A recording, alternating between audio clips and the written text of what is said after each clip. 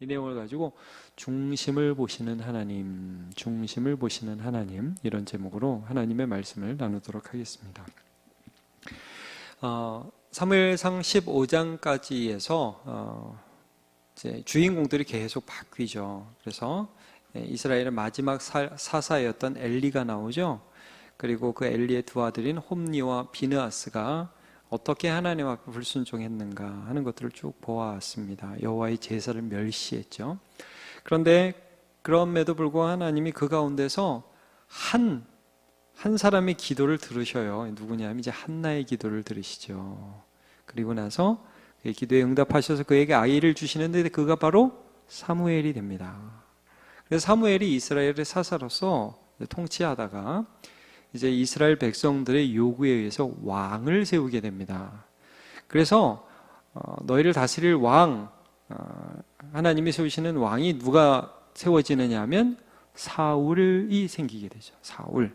근데 이 사울이 하나님 앞에 거듭거듭 범죄합니다. 첫 번째 우리가 이제 보게 되는 것은 이제 블레셋과의 전투에서 이제 7일을 기다리고 제사를 하고 나서 전투를 해야 되는데 사무엘이 안 오는 것 같으니까 자기가 왕이면서도 제사를 지내버리는 거. 이게 첫 번째 죄악이었고 불순종이었고, 두 번째는 뭡니까? 하나님이 아말렉이라는 민족을 진멸하려고 해서 사울에게 전투에서 모두 다 없애버려요. 하나님의 원수를 갚아라. 이집트에서 나올 때에 뒤에서 아말렉이 치사하고 더럽게 이스라엘을 공격했다.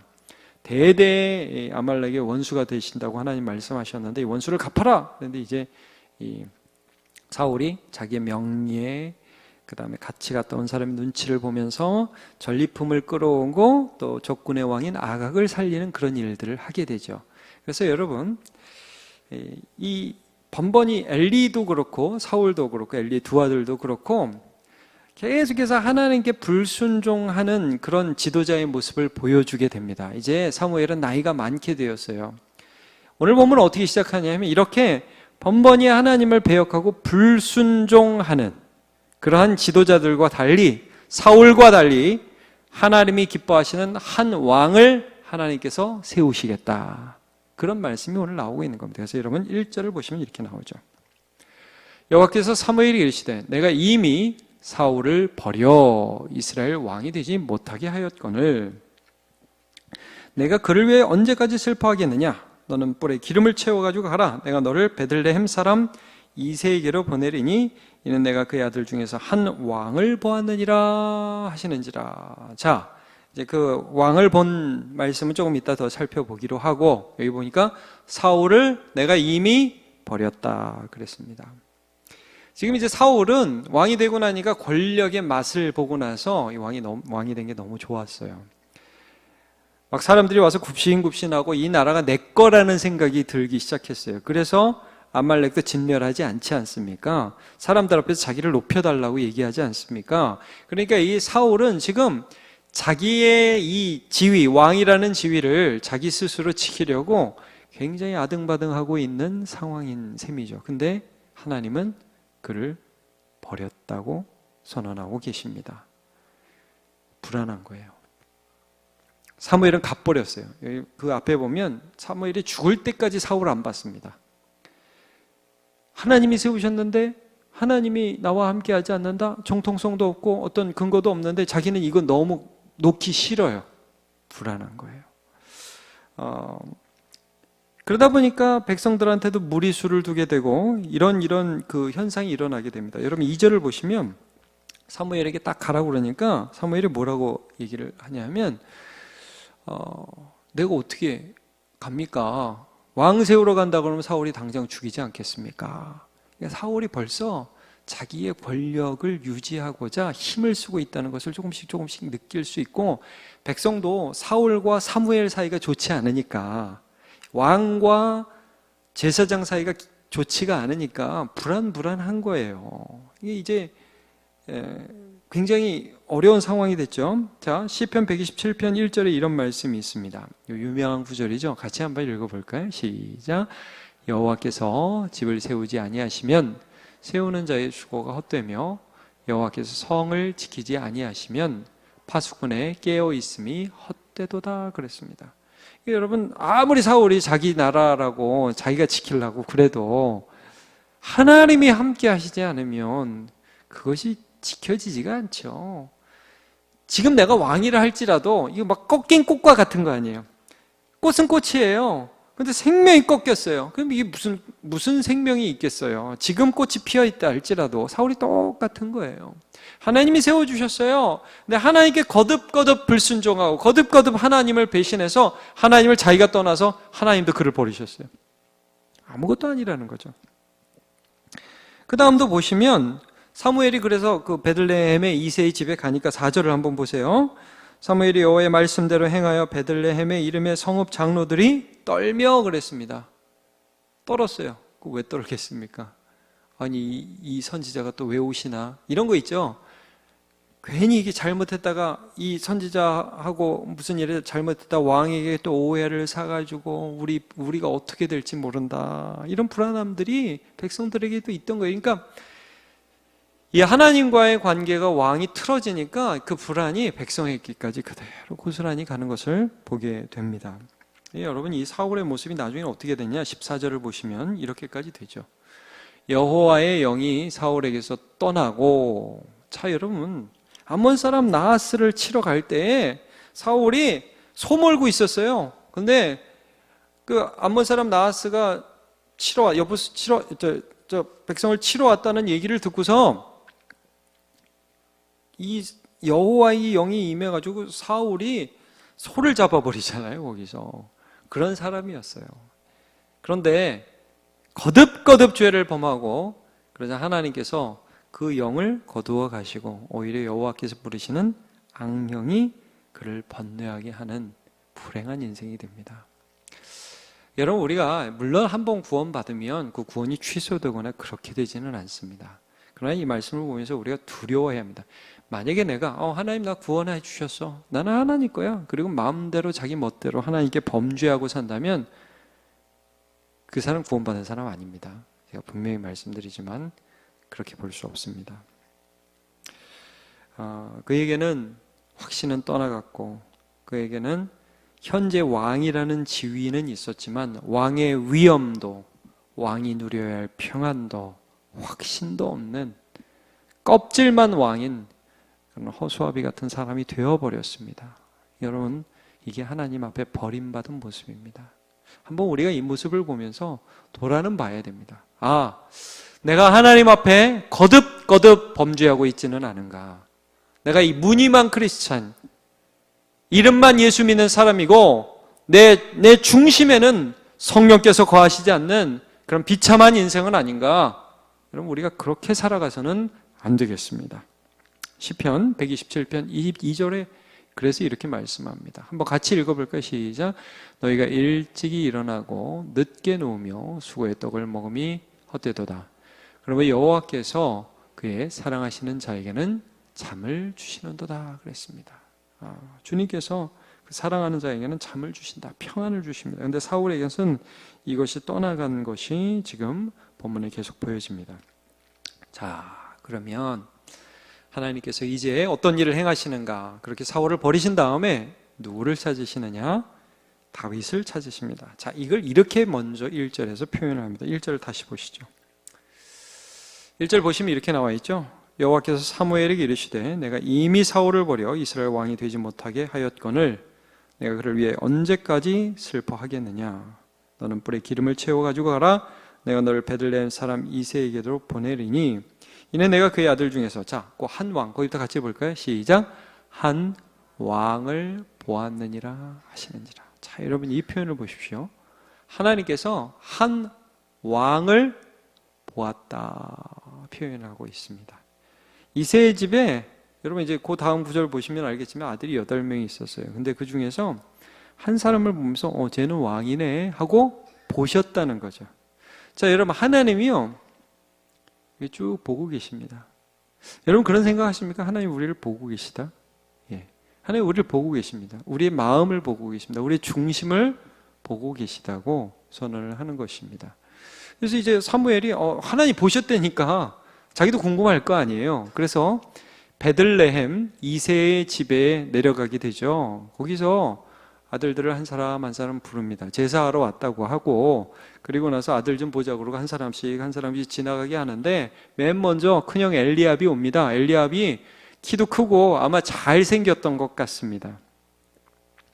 그러니까 사무엘이 키 크고 잘생기니까 괜찮네 하면서 하나님 역시 하면서 기름을 부으려고 했다는 거죠. 그 여러분, 제가 잘 모르겠는데 키 크고 잘생긴 사람 실속 있습니까? 잘 모르겠네요. 키 크고 잘생긴 사람. 근데 이제 우리가 인간이기 때문에 그런 거 보면 이렇게 확, 멋있다 이런 생각이 들죠. 근데 여러분, 꼭 키 크고 잘생긴 사람, 물론 키 크고 잘생긴 사람 중에도 괜찮은 사람이 있기는 합니다. 예. 근데, 다 그런 건 절대 아니죠. 다 그런 건 절대. 오히려 여러분, 키 크고 잘생기면 교만하게 될 위험이 더 많겠죠. 예. 이게 외모가 내면을 담보하지 않는다는 거예요. 외적으로 괜찮다고 해서 내면이 괜찮은 건 아니고, 물론 둘 다 괜찮을 수도 있지만 오히려 좀 드물다. 오히려 좀 더 조심해야 된다. 오히려 저는 좀 제 경험상 키도 작고 뭐 별로 외모도 볼품 없는데 내면이 진국인 사람이 참 많더라고요. 오히려 그런 것을 많이 보게 됩니다. 근데 이제 기름을 부으려고 그랬어요. 사무엘도 그 경험 많은 선지자도 하나님께 묻지도 않고 기름 부어버리려고 그랬어요. 근데 하나님께서 뭐라고 말씀하시느냐? 자, 6절 7절이죠. 엘리압을 보고 마음에 이르기를 여호와께서 기름 부으실 자가 과연 주님 앞에 있도다. 7절 같이 한번 보죠. 시작.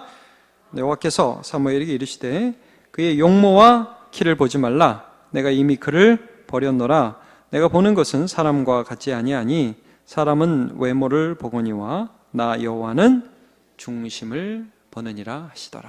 그러니까 여러분, 하나님께서 지금 사무엘을 딱 스탑시키면서 내가 사람을 찾고는 있었는데 네가 보는 것처럼 키 크고 잘생기고 하는 사람을 이스라엘 중에서 찾은 게 아니라 그 중심을 찾고 있다. 나는 지금 그 중심의 아름다움을 보고서 이 사람을 왕으로 세우려고 한다. 그러면서 얘는 아니야. 둘째도 패스, 셋째도 패스. 다 패스하고 일곱째까지 딱 지나갔는데 아무도 없어. 사무엘이 물어보죠, 이새에게. 아니, 다 온 거예요? 그러니까 막내가 하나 있긴 있는데 들에서 양을 칩니다. 빨리 데려오세요. 그 친구 오기 전까지는 식사 자리에 앉지 않겠습니다. 그래서 데려와서 보니까 얼굴이 붉고 용모가 아름답고, 근데 하나님께서 내가 찾는 사람이 이 사람이다. 여러분, 무슨 다윗이 얼굴이 붉고 용모가 아름다워서 또 하나님이 그를 왕으로 삼으셨겠어요? 그런 게 아니죠. 다윗 안에 있는 중심을 하나님께서 보신 것입니다. 여기서 이제 우리가 중심에 대해서 조금 이따 더 묵상하기로 하고, 중요한 건 여러분 이겁니다. 하나님께서 지금 이렇게 보고 계시다고요. 하나님께서 찾고 계시다고요. 누가 하나님 마음에 합한지 찾고 계시다는 거예요. 요한복음에 보면 사마리아 여인과의 대화 중에 사마리아인이 예배에 대해서 질문을 하죠. 이 산에서 예배해야 합니까? 아니면 예루살렘에서 예배해야 됩니까? 예수님이 뭐라고 그러시죠? 이 산도 아니고 예루살렘도 아니고 하나님께 예배하는 자는 영과 진리로 예배할 때가 오나니 곧 이때라. 하나님께서는 이렇게 예배하는 자들을 찾으시느니라 그랬어요. 여러분, 하나님께서 지금도 하나님의 마음에 합한 사람을 찾으십니다. 하나님께서 이 세상에서 무슨 일을 하고자 하시잖아요. 그렇죠? 하나님께서 하시고자 하시는 그 일, 하나님께서 여러분 세상 가운데 복을 주기를 원하시잖아요. 하나님을 나타내기를 원하시죠. 그렇게 쓸 사람을 찾고 계세요. 그러면 그 사람은 어떤 사람이에요? 중심이 아름다운 사람. 오늘 이 요한복음의 표현으로 하자면 영과 진리로 하나님을 예배하는 사람, 그런 사람 하나님이 찾으시죠. 시편 139편 1절부터 6절까지를 보면 이런 말씀이 있습니다. 제가 한번 읽어보겠습니다. 여호와여, 주께서 나를 살펴보셨으므로 나를 아시나이다. 여러분, 이 1절 자체가 참 우리에게 도전이 되지 않습니까? 여러분, 우리 주님께서 우리를 살펴보신다고요. 다윗이 그걸 인식했어요. 와, 하나님은 내 마음을 이렇게 쑥 깊이 들어와서 내 마음의 동기, 내 마음의 간절한 소원, 내 마음의 어떤 진짜 숨어있는 그 의도, 이런 거를 쭉 보신다는 거예요. 여러분, 요셉이 끌려가고 보디발의 집에서 종으로 있는데 그 집 여주인이 같이 동침하자고 유혹했을 때, 내가 하나님 앞에 이런 죄를 범해서, 하나님 앞에 내가 죄를 범해서 무슨 유익이 있겠냐고 그의 유혹을 거절하죠. 하나님이 그의 중심을 보시는 거죠. 여러분, 오늘 우리가 믿음으로 예배하고 믿음으로 죄를 거절하고 또 하나님의 뜻에 순종하려고 할 때 하나님이요, 우리의 중심을 보십니다. 또 사울처럼 순종하는 척 하면서 결국 자기 입속 다 챙기는 것, 그것도 하나님이 다 하십니다. 중심을 보신다는 거예요. 2절, 주께서 내가 앉고 일어섬을 아시고 멀리서도 나의 생각을 밝히 아시오며. 이 지금 다윗이 고백하는 겁니다. 나도 몰랐던 나를 주님은 아신다. 나의 모든 길과 내가 눕는 것을 살펴보셨으므로 나의 모든 행위를 익히 아시오니. 아신다는 말을 계속 쓰죠. 4절, 여호와여 내 혀의 말을 알지 못하시는 것이 하나도 없으시나이다. 주께서 나의 앞뒤를 둘러싸시고 내게 안수하셨나이다. 이 지식이 내게 너무 기이하니 높아서 내가 능히 미치지 못하나이다. 하나님이 나를 아신다. 하나님 나를 보고 계시다. 하나님이 내 마음의 중심의 동기를 알고 계신다. 다윗이요, 이때부터 이것을 깊이 알게 됩니다. 하나님은 내가 들판에 있어서 아무도 나를 찾아주지 않는데 그때도 하나님은 나를 아신다. 내 마음을 아셨다. 여러분, 좀 속상하지 않았을까요? 다윗 입장에서 어떻게 생각하세요? 자기 집에 그 당시 최고의 선지자가 와서 제사를 드리려고 그래요. 근데 양은 누가 봐야 돼? 근데 아버지가, 야, 막둥이 네가 가. 여러분, 가고 싶겠어요? 막둥이 네가 가. 이런 마음 들 수 있지 않겠어요? 하나님은 날 버리셨나? 하나님은 나 모르나? 그래서 막 그냥 서운한 마음으로 양을 치고 막 있는데 집에서 한 명이 막 헐레벌 떠 오더니, 야, 다윗, 빨리 와. 네가 오기 전까지는 밥도 안 드신대. 여러분, 다윗이 어떤 마음이에요? 하나님이 나를 알고 계시네? 하나님이 나를 부르시네? 그러면 달려갔겠죠. 그리고 자기의 기름을 붓는 그런 경험을 합니다. 여러분, 다윗은 이걸 통해서 내가 나중에 왕이 되겠구나 뭐 이런 생각을 처음부터 했을지 그거 잘 모르겠습니다. 어느 정도 다윗이 이 기름 부음을 받고 내가 왕이 될 것이라는 걸 확신했을지, 이 아마 10대 아니었을까요? 아마 어렸을 때 아니겠습니까? 나중에 왕이 된다는데 그게 뭔지, 다윗이 언제 왕 되게 달라고 기도한 적도 없었을 것이고, 그러나 그의 중심을 보시고 하나님이 나를 아신다는 것이 큰 위로가 되었을 것입니다. 여러분, 하나님께서 우리를 아셔요. 하나님께서 우리를 보고 계셔요. 그래서 하나님 앞에서 행하시는 저와 여러분 되시기를 축복합니다. 네. 다윗이 범죄한 다음에도 이렇게 고백을 하는 장면이 시편 51편에 있습니다. 시편 51편 6절, 보소서, 주께서는 중심이 진실함을 원하시오니 내게 지혜를 은밀히 가르치시리이다. 우슬초로 나를 정결하게 하소서. 내가 정하리이다. 나의 죄를 씻어주소서. 내가 눈보다 희리이다. 주님이 원하시는 건 이 중심이 진실한 것입니다. 다윗은 이걸 잘 알았어요. 그래서 나중에는 막 법궤가 예루살렘에 들어올 때 어떻게 합니까? 춤을 추잖아요. 나는 하나님이 너무 좋다. 다윗이 그때 뭘 알았죠?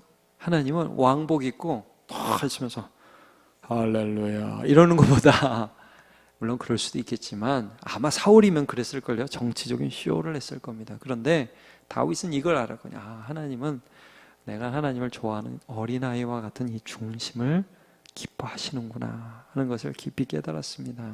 여러분, 우리도 마찬가지입니다. 하나님 우리 마음을 보신다고요. 우리 깊은 주님을 사랑하는 그 마음을 보신다고요. 여러분, 그 마음을 아름답게 가꾸십시오. 그리고 하나님 보시기에 아름다운 그 중심으로 살아가는 저와 여러분 되시길 바랍니다. 자, 그러면 이 중심이 뭐냐? 오늘 본문과 전체적인 이 문맥으로 볼 때 여러분 이걸 우리가 순종이라고 봐야 돼. 순종.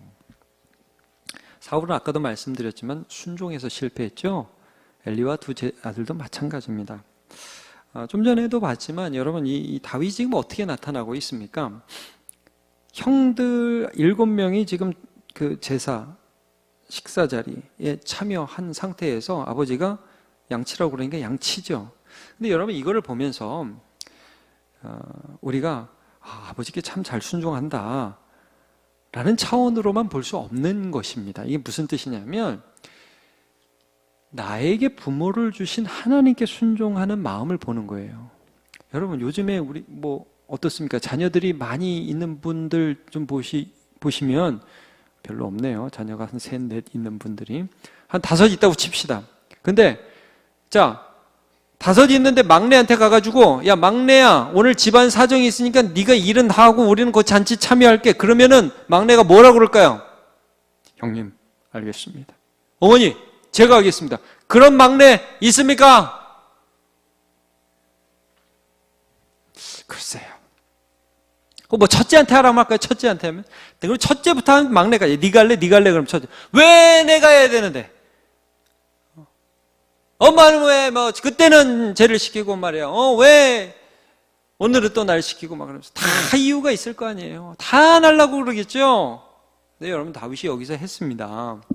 그러면 그 이유가 무엇일까요? 하나님 그걸 보시는 거예요. 여러분 인간관계 속에서 하나님을 인정하는 그 모습을 보시는 거예요.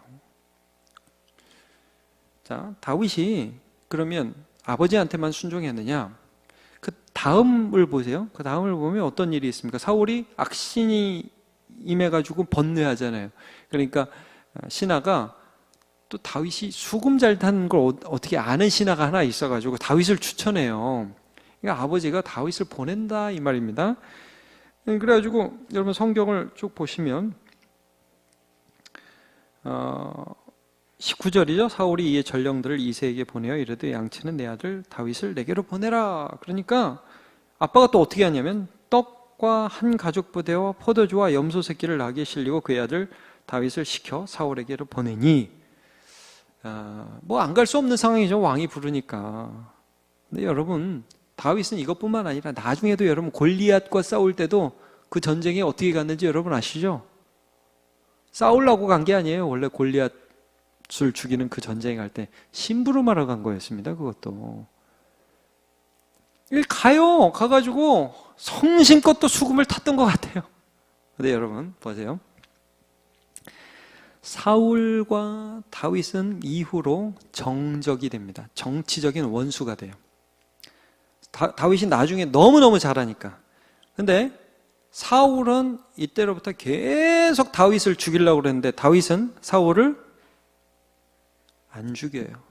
죽일 수 있는 결정적인 기회가 2번이나 있었지만 결코 죽이지 않습니다. 이유가 뭐였을까요? 이유가 하나님이 기름 부어 세우신 왕을 내가 치는 것은 여호와께서 금하시는 것이라 그러죠. 사울을 순종하는 것을 하나님께 순종하는 것으로 본 거예요. 그렇죠, 여러분. 그러니까 여러분 다윗이라는 이 사람은 인간관계에서 하나하나 뭐가 하나님께 순종하는 것인지를 고민했단 말이에요. 하나님께서 이런 기회를 주셨는데 죽이라고 그러는 겁니다. 옆에서 막 부추겼잖아요. 근데 거기서 다윗이 아니라 그랬어요. 하나님의 말씀, 하나님의 뜻은 그렇게 합리화하는 게 아니야. 내가 이 일로 어려움을 당해도 나는 말씀을 지킬 거야. 그렇게 했어요. 하나님께서 그런 다윗의 중심을 보시는 거예요. 여러분, 부모님께 순종하건 회사에서 사장님께 순종하건 혹은 사장님께서 사원들을 사랑하건 부모가 자녀를 사랑하고 자녀가 부모에게 순종하고 교회가 서로 사랑하고 교회가 서로에게 선한 말과 위로를 하고 거짓말을 하지 않고 하는 이 모든 것들이 누구에게 순종하는 것입니까? 하나님께 순종하는 것입니다. 그리고 하나님은 그런 중심을 보고 계신다는 거죠. 죄다 이름만 하나님이지 실제 순종을 하지 않는다는 거예요.